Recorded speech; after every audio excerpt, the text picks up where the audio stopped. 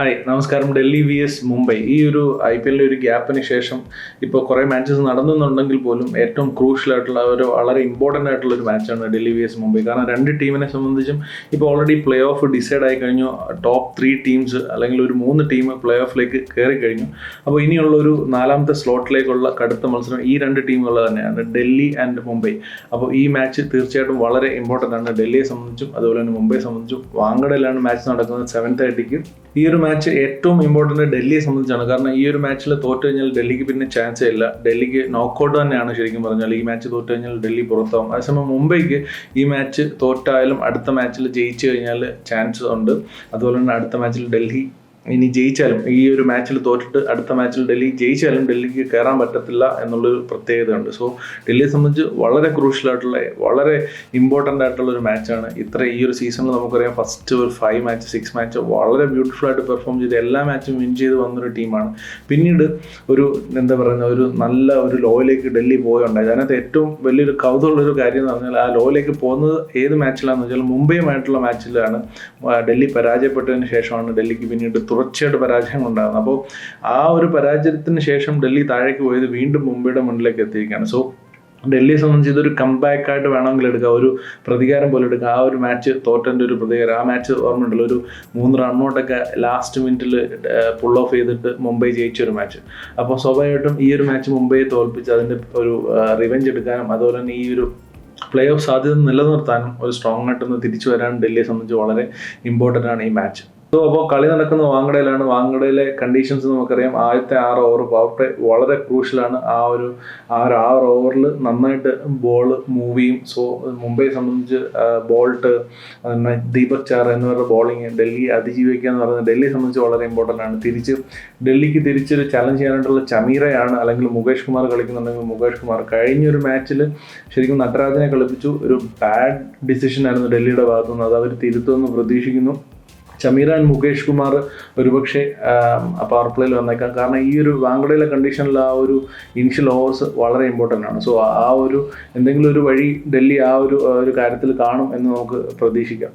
ഇനി ടീമിലേക്ക് വരികയാണെന്നുണ്ടെങ്കിൽ മുംബൈയെ സംബന്ധിച്ച് സെയിം ടീം തന്നെ ആയിരിക്കും. കാരണം പ്ലേ ഓഫിലേക്ക് എത്തുന്നത് വരയ്ക്കും അവർക്ക് റിക്കിൾട്ടൺ അതുപോലെ തന്നെ വിൽ ജാക്സ് എല്ലാം അവൈലബിൾ ആണ്. അവർ റീപ്ലേസ്മെൻറ്റ്സ് എടുത്തു വെച്ചിട്ടുണ്ട്. ബേസ്റ്റോ ആയാലും അതുപോലെ തന്നെ അസലങ്ക ആയാലും ഒക്കെ റീപ്ലേസ്മെൻറ്റ് എടുത്തു വെച്ചിട്ടുണ്ട്. അത് പ്ലേ ഓഫിലേക്ക് വരുമ്പോഴേ അവർ യൂസ് ചെയ്തുള്ളൂ. കാരണം പ്ലേ ഓഫ് വരെ ഇവരുടെ ഇതുവരെയുള്ള ടീമിലുണ്ടായിരുന്ന കോർബിൻ ബോഷ് അടക്കമുള്ള പ്ലേയേഴ്സ് അവൈലബിൾ ആണ്. സോ മുംബൈ മോസ്റ്റ് പ്രോബബ്ലി വാങ്കഡയും കൂടെ ആയതുകൊണ്ട് സെയിം ടീം തന്നെ ആയിരിക്കും.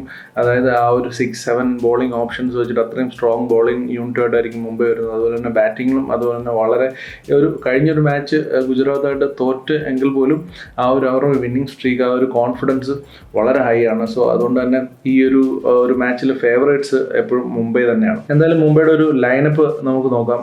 Rickelton, Rohit Sharma, Will Jacks, Sky, Tilak Varma, Hardik Pandya, Naman Dhir, Corbin Bosch, Deepak Chahar, Karan Sharma, Bumrah, Boult, Ashwani Kumar. ഇതിനകത്ത് ഏറ്റവും വലിയൊരു പ്രത്യേകത എന്താണെന്ന് വെച്ചാൽ ഹർദിക് പാണ്ഡ്യ, അശ്വിനി കുമാർ, ബൂംറ, ചാഹർ, ബോൾട്ട്, ഇത്രയും ഫാസ്റ്റ് ബോളേഴ്സ് ഉണ്ട്. അതിൻ്റെ കൂട്ടത്തിൽ കോർബിൻ ബോഷും ബോൾ ചെയ്യും. അതുപോലെ തന്നെ കരൺ ശർമ്മ അത്യാവശ്യം നല്ല രീതിയിൽ മുംബൈക്ക് ഈ വർഷം പെർഫോം ചെയ്ത് കൊടുത്തിട്ടുണ്ട്. സോ ടീം വൈസ് നോക്കുകയാണെങ്കിൽ മുംബൈ വളരെ സ്ട്രോങ് ആണ്. ഇനി DC-യിലേക്ക് വരുവാണെന്നുണ്ടെങ്കിൽ DC-യെ സംബന്ധിച്ച് ഒരുപാട് പ്രശ്നങ്ങളാണ്. ഓപ്പണിങ്ങിൽ അവർ പല പരീക്ഷണങ്ങൾ നടത്തിയത്. കഴിഞ്ഞ മാച്ചിലാണ് വീണ്ടും KL രാഹുലിനെ ഓപ്പണിംഗ് ഇറക്കിയിട്ട് ഒരു സെഞ്ചുറി സ്കോർ ചെയ്തു KL രാഹുൽ. സോ ഓപ്പണിങ് ആ ഒരു ഘട്ടത്തിലേക്ക് എത്തി. ഇപ്പോൾ Faf and KL Rahul fix ചെയ്തു എന്ന് വേണമെങ്കിൽ നമുക്ക് വിചാരിക്കും. പക്ഷേ എൻ്റെ ഒരു അഭിപ്രായത്തിൽ അവർ ജേക്ക് ഫേസർ മഗറിനെ കളിപ്പിക്കേണ്ട സമയം കഴിഞ്ഞു. കാരണം ഫാഫ് ഈ ഒരു സീസണിൽ ആ ഒരു പരിക്ക് കഴിഞ്ഞിട്ട് വന്നതിന് ശേഷം നമ്മൾ വിചാരിക്കുന്ന ഒരു പെർഫോമൻസ് ഇതുവരെ കൊടുത്തിട്ടില്ല. അങ്ങനെ ഒരു ബോൾഡ് സ്റ്റെപ്പ് അവർ എടുക്കുമോ എന്ന് എനിക്കറിയില്ല. മോസ്റ്റ് പ്രോബബ്ലി ഫാഫ് തന്നെ ആയിരിക്കും കളിക്കാൻ ചാൻസ്. അതുപോലെ തന്നെ വേറെ ഏറ്റവും വലിയൊരു പ്രശ്നം ഇവരുടെ ഒരു ബാറ്റിങ്ങിൽ അക്സർ പട്ടേൽ നമ്പർ 3 അല്ലെങ്കിൽ നമ്പർ 4 ഒക്കെ വരുന്നതാണ്. ലെഫ്റ്റ് റൈറ്റ് കോമ്പിനേഷൻ മെയിൻറ്റെയിൻ ചെയ്യാൻ വേണ്ടിയിട്ടാണ് വരുന്നതെന്ന് പറയുകയാണെങ്കിൽ പോലും. പക്ഷേ ഇപ്പോൾ കഴിഞ്ഞ മാച്ചിലൊക്കെ നോക്കുകയാണെങ്കിൽ കുറച്ചും കൂടെ അഗ്രസീവായിട്ട് കുറച്ചും കൂടെ റൺ റേറ്റിൽ ബാറ്റ് ചെയ്യാൻ പറ്റുന്ന ഒരു അവസരമായിരുന്നു. അവിടെ ശരിക്കും പറഞ്ഞാൽ സ്റ്റെപ്സാണ് വരുന്നത്. ഒരു പ്രോപ്പർ ബാറ്റ്സ്മാനായിട്ടുള്ള സ്റ്റെപ്സാണ് വരുന്നതും അക്സർ പട്ടേൽ വരുന്നതും തീർച്ചയായിട്ടും വ്യത്യാസമുണ്ട്. അക്ഷർ പട്ടേൽ തീർച്ചയായിട്ടും നല്ല ബാറ്റ്സ്മാൻ തന്നെയാണ്. പക്ഷേ അതൊരു അത്യാവശ്യ ഘട്ടത്തിലോ അല്ലെങ്കിൽ ഒരു പെട്ടെന്നൊരു കൊളാപ്സ് ആകുമ്പോഴോ ഒന്നും അല്ലാത്തൊരു സമയത്ത് നല്ല രീതിയിൽ റൺ റേറ്റ് വന്നുകൊണ്ടിരിക്കുന്ന സമയത്ത് കണ്ടിന്യൂറ്റി കിട്ടണമെന്നുണ്ടെങ്കിൽ സ്റ്റബ്സിനെ പോലുള്ള ബാറ്റ്സ്മാൻമാർ, ഈവൻ അസുതോഷ് ശർമ്മ, അതുപോലെ തന്നെ വിബ്രാജ്, ഇങ്ങനെയുള്ള നല്ല ഹിറ്റിംഗ് കേപ്പബിലിറ്റിയുള്ള ബാറ്റ്സ്മാൻമാർ ബാക്കിൽ ഇരിക്കുമ്പോഴാണ് അവിടെ ഒരു അക്ഷർ പട്ടേലും കൂടെ വരുമ്പോഴത്തേക്ക് ഒരു സ്കോറിങ് നന്നായിട്ട് കുറയുന്നതായിട്ട് പലപ്പോഴും നമ്മൾ ശ്രദ്ധിച്ചിട്ടുണ്ട്. അതുപോലെ തന്നെ KL രാഹുൽ ഒരു എൻഡിൽ നിൽക്കുമ്പോൾ സ്വാഭാവികമായിട്ട് റൺ റേറ്റ് ഒരു എൻഡിൽ നിന്ന് ഒരു ചെറിയൊരു മങ്ങലുണ്ടാവും. സോ ഒബിയസ്ലി KL രാഹുലിൻ്റെ ഓപ്പോസിറ്റ് സൈഡിൽ നിൽക്കുന്ന ബാറ്റ്സ്മാൻമാർ നല്ല രീതിയിൽ സ്കോർ ചെയ്ത് തന്നെ കളിക്കണം. ആ ഒരു സ്ട്രാറ്റജി തന്നെയാണ് ഡൽഹിക്ക് ഏറ്റവും ബെറ്റർ. KL രാഹുൽ ഒരു സൈഡിൽ നിൽക്കുകയും അപ്പുറത്ത് നിൽക്കുന്ന ബാറ്റ്സ്മാൻമാർ അഗ്രസീവായിട്ട് ബാറ്റ് ചെയ്യുന്നുള്ളത്. സോ അവിടെ ഈ ഒരു അക്ഷർ പട്ടേൽ വരുന്നത് തീർച്ചയായിട്ടും ഡൽഹിയുടെ റൺ റേറ്റ് മിഡിൽ ഓവേഴ്സിൽ കുറയ്ക്കും. അത് കഴിഞ്ഞ മാച്ചിൽ നല്ല വിസിബിളായിട്ട് കാണുന്നുണ്ടായിരുന്നു. സോ അത് ആ ഒരു സ്ട്രാറ്റജിക്കൽ മിസ്റ്റേക്ക് ഡൽഹി വീണ്ടും ചെയ്യത്തില്ല എന്ന് നമുക്ക് പ്രതീക്ഷിക്കാം. അതുപോലെ തന്നെ മറ്റൊരു കാര്യമാണ് നടരാജൻ കഴിഞ്ഞ മാച്ചിൽ കളിക്കുന്നുണ്ട്. കുറച്ച് ബൾക്കി ആയിട്ടുണ്ട്. ഒരു ഫിറ്റ്നസിൻ്റെ ഒരു പ്രശ്നമൊക്കെ പുള്ളി കാണുമ്പോൾ തന്നെ തോന്നുന്നുണ്ട്. ഒരുപാട് നാൾ മാച്ച് കളിക്കാതെ വരുന്നൊരു പ്ലെയറാണ്. അതായത് ഒരു വർഷമായിട്ട് മാച്ച് പ്രാക്ടീസ് ഇല്ലാത്തൊരു പ്ലെയറാണ്. ഇത്രയും IPL ഇത്രയും മാച്ച് കളിക്കാതെ ഇരുന്നിട്ട് പെട്ടെന്ന് വന്നിട്ട് കഴിഞ്ഞ മാച്ചിൽ വന്നിട്ട് പവർ പ്ലേയിൽ എറിയിപ്പിക്കുക എന്ന് പറയുന്ന വലിയൊരു മണ്ടത്തരമായി പോയി കാണിച്ചത്.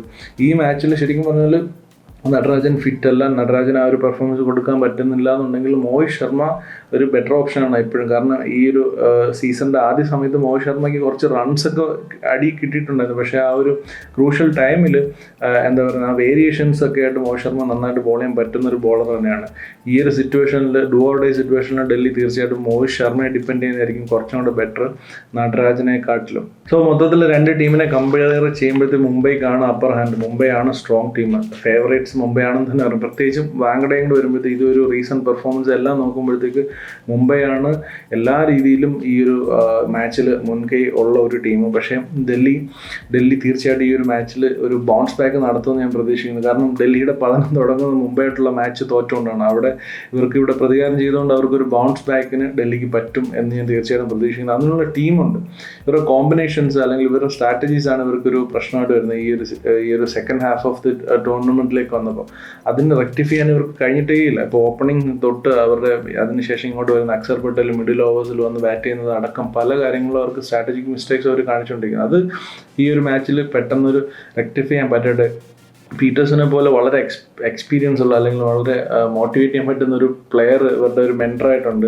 ആർക്കെങ്കിലുമൊക്കെ ഇവരെ ഈ ഒരു കോമ്പിനേഷൻ സെറ്റ് ചെയ്യാനായിട്ട് ഹെൽപ്പ് ചെയ്യാൻ പറ്റട്ടെ. കാരണം വളരെ പത്തറ്റിക്കാണ്. നല്ല രീതിയിൽ പെർഫോം ചെയ്തിട്ട് അവസാനം വന്നിട്ട് ഒരു കലം ഉടയ്ക്കുന്ന ഒരു ടീം, പ്രത്യേകിച്ചും ഈ IPL ഇതുവരെ കപ്പ് എടുത്തിട്ടില്ലാത്തൊരു ടീം നല്ലൊരു പെർഫോമൻസ് നമ്മുടെ മുമ്പിൽ കാഴ്ചവെച്ചിട്ട് പിന്നീട് ഡൗൺ ആയി പോകുന്ന കാണാൻ തീർച്ചയായിട്ടും വിഷമമുണ്ട്. അപ്പോൾ നാളത്തെ മാച്ചിൽ തീർച്ചയായിട്ടും ഡൽഹി തിരിച്ചു വരട്ടെ, മുംബൈക്ക് ഒരു തിരിച്ചടി വരട്ടെ. അപ്പോൾ അങ്ങനെയാണെന്നുണ്ടെങ്കിൽ IPL കുറച്ചും അടുത്ത മാച്ചിലേക്ക് കുറച്ചും കൂടെ ആവേശം ഉണ്ടാവും. മുംബൈക്ക് വീണ്ടും കളികൾ ജയിക്കേണ്ടി വരും. ഡൽഹിക്ക് ഒരു മാച്ചും ഉണ്ട്. സോ ആ ഒരു എന്താ പറയുക, ആ ഒരു ആവേശം മുന്നോട്ട് നമുക്ക് അടുത്ത് വരുന്ന മാച്ചുകളിൽ നമുക്ക് എന്താ പറയുന്നത് ആരാധകരെ സംബന്ധിച്ചും അത് കിട്ടുകയും ചെയ്യും. അപ്പോൾ അതൊക്കെയാണ് ഡൽഹി vs മുംബൈ മാച്ചിനെ പറ്റിയിട്ടുള്ള തോട്ട്സ്, പ്രതീക്ഷകൾ. നിങ്ങൾ തീർച്ചയായിട്ടും നിങ്ങളുടെ അഭിപ്രായങ്ങൾ, നിങ്ങളുടെ പ്രതീക്ഷകളൊക്കെ തീർച്ചയായിട്ടും കമൻറ്റ് ബോക്സിൽ പങ്കുവെക്കുക.